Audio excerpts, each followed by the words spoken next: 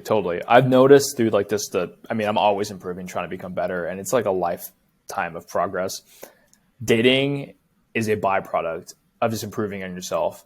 And everyone thinks dating is the pinnacle and they think it's just a result of it.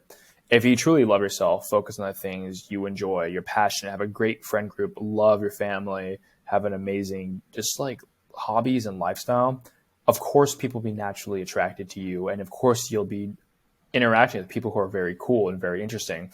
And that's the one thing is putting women or anything else above who you are. That's never a good thing because now you've made someone a goal and made yourself less. So now you're looking up to that person versus why can't you be equal?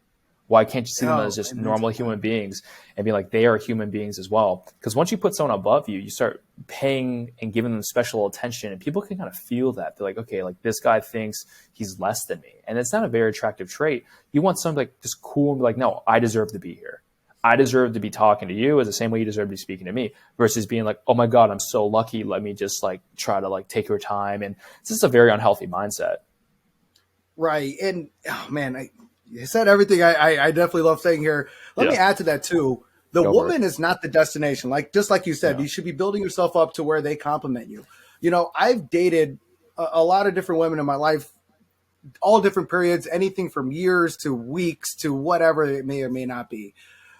You have to understand that like you have to keep developing yourself. And if you constantly make it about yourself developing, you'll realize that the quality of the woman gets better. And for example, I remember after my divorce, like my very first girlfriend afterwards was a waitress at a Karina's restaurant in San Diego. If you guys are from San Diego, Karina's is kind of like a Mexican version of Hooters. And she was a waitress there. That was my first girlfriend, right? And now my most recent ex-girlfriend was on the cover of Max in France. She's on True Classic Tea Instagram thing. I'm by all means look her up. She gave me permission to throw her out there and say, hey, look her up. She's on the True Classic Tea's Instagram commercial. She's the one who has the punchline that she says she's a lesbian when they're trying to hit on her. It's actually a really funny commercial. And it kind of sucks though when we had our breakups because I would see that commercial on Instagram like, God damn it, this is the whatever, right? But here's the thing is, you know, I remember like 10, 15 years ago being like, oh my God, this girl broke my heart. This is all I could do. And I kind of have that same feeling now, except I handle it differently. And the perspective is that I've grown so much, 10, 15 years over the thing that, yeah, I have girl problems still, but the quality of women that I'm dating is significantly better because the quality of who I am is better. And so another thing about understanding this is that regardless if you have a girlfriend, let's say you do get a girlfriend, now the problems you have are girlfriend problems. And now you're going to have more and more problems. Like you just have to accept, regardless of where you're at, that it's not about the destination. It's about the journey, and you have to grow with it regardless of what that circumstance may or may not be. No, totally. No, I completely agree. Like when you lose someone that important, I mean, obviously your natural tendency is like, man, like what can I do to get it back? But you got to realize like once you've done it once, you can do it again because it's like you have the same skill set, you have the same characteristics, and you're clearly going to improve to do it again.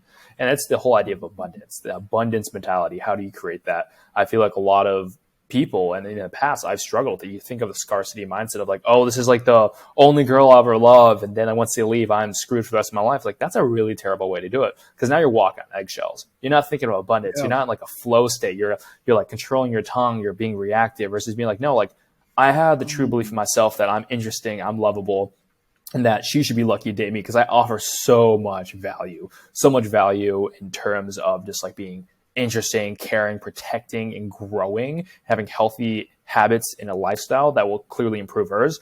And that's the whole idea is just like realizing like, hey, like it always hurts to lose someone you love, no matter what. But realize if you take the time to work on yourself and be like, okay, who am I outside this relationship?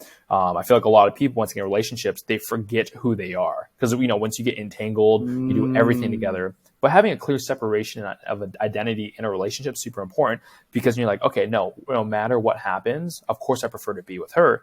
I will be okay. And if she walks or I walk, it's okay. And that's how you deal with disrespect.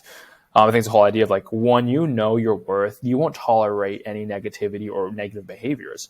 And that really will help the longevity of their relationship. Yeah.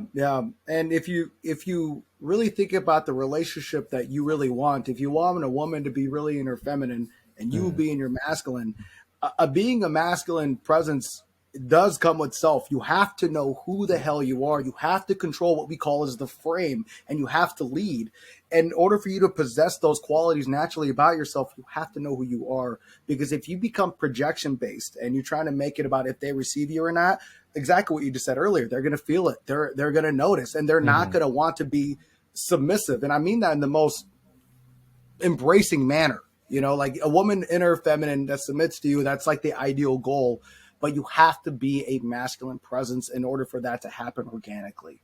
Like you can't just force it. Definitely. I feel like there's like cooperation of trust. Yeah. Oh, there's like a cooperation of trust. Yeah. No. Like if I trust you, I mean, the same thing. Like if I trust you, I will be more willing to help and assist and just be a team player. But it comes down to respect of just be like, can I trust this person in my life?